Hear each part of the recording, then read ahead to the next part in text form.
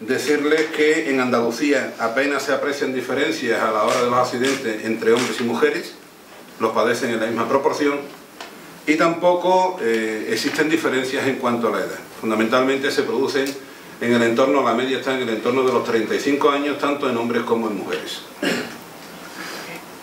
Un dato curioso es el de la profesión, decirles que son dos las profesiones que más accidentes padecen, y tienen una justificación que ahora les explicará el doctor Estrade, que son las actividades manuales, que suponen uno de cada cuatro accidentados se dedicaba a actividades manuales, así como el colectivo de desempleados.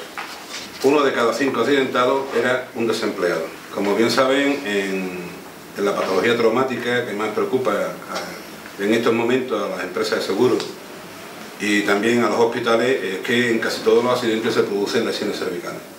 Decirles que en el caso de Andalucía, en 8 de cada 10 accidentes, 8 de cada 10 accidentados manifestó padecer lesiones cervicales, el 80%.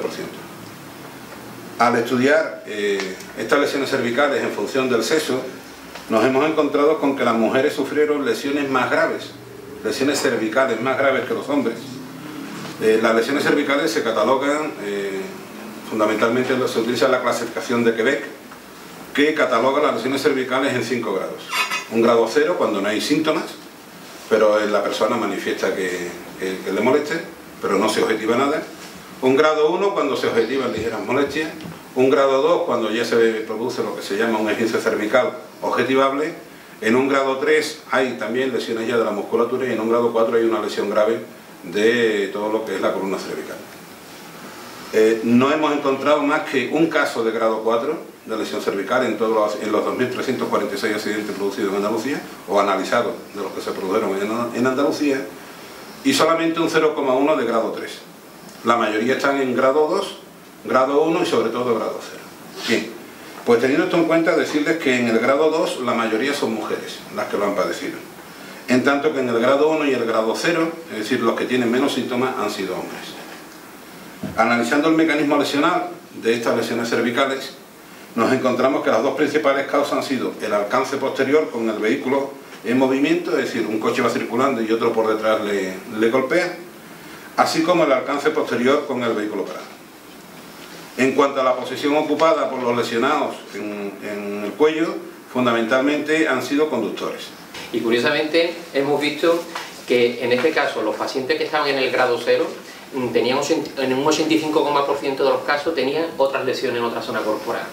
Los de grado 1, un 40% tenían otras lesiones, y curiosamente los del grado 2, que son los objetivables, los que sabemos que tienen limitación de movilidad y tenemos certeza absoluta de que tienen ese esguince, el 70% no presentaba más lesiones. Un dato curioso a tener en cuenta. Al mecanismo de producción hemos llegado a concluir que son el alcance posterior con el vehículo parado y la colisión lateral los dos mecanismos de producción más frecuentes en ambas zonas de Andalucía, siendo los conductores de turismo y sus acompañantes los colectivos que más afectan en este caso por los accidentes. Otra conclusión es que las secuelas que hemos visto también de columna vertebral y pelvis, así como las de cuello, son las más frecuentes que hemos visto en los accidentes de tráfico. También hemos visto como conclusión que la posición de conductor de turismo se muestra como la más peligrosa en todo en cuanto a impeditivos, no impeditivos, rehabilitación, secuelas, ¿de acuerdo? Lógico también porque en todos los accidentes pues, el conductor siempre está presente. Y por último, decirles que entre quienes presentaban lesiones cervicales, a menor gravedad de las mismas, más días impeditivos y no impeditivos y más sesiones de rehabilitación requeridas. Decirles también que más de 2/3 de quienes presentaban lesiones en el cuello no presentaban ningún otro tipo de lesiones, lo cual produce una desproporción absolutamente inexplicable que tanto al doctor Estrade como a mí nos lleva a pensar en el buen criterio de quienes han bautizado a estos esguinces cervicales con el nombre de el cuponazo cervical.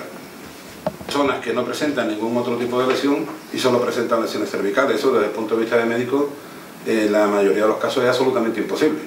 Para presentar un esguince, una persona que presenta un esguince de grado 2, necesariamente tiene que tener lesiones de otro tipo en un accidente, necesariamente. Es imposible que solo te lastimes el cuello.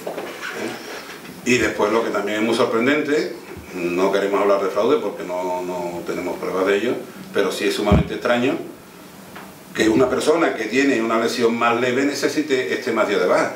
Lo razonable es que se esté más días de baja cuanto más grave sea la lesión, no al contrario. En el año 2013, por cada día impeditivo se pagan 58,13 euros y por cada día no impeditivo 31,32.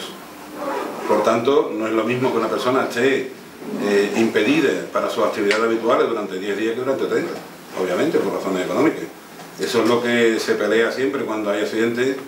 Una de las peleas más comunes es la de cuántos días impeditivos, cuántos se consideran días impeditivos y cuántos no. Precisamente por eso, porque en función de los días impeditivos el seguro tendrá que correr con unos gastos o con menos.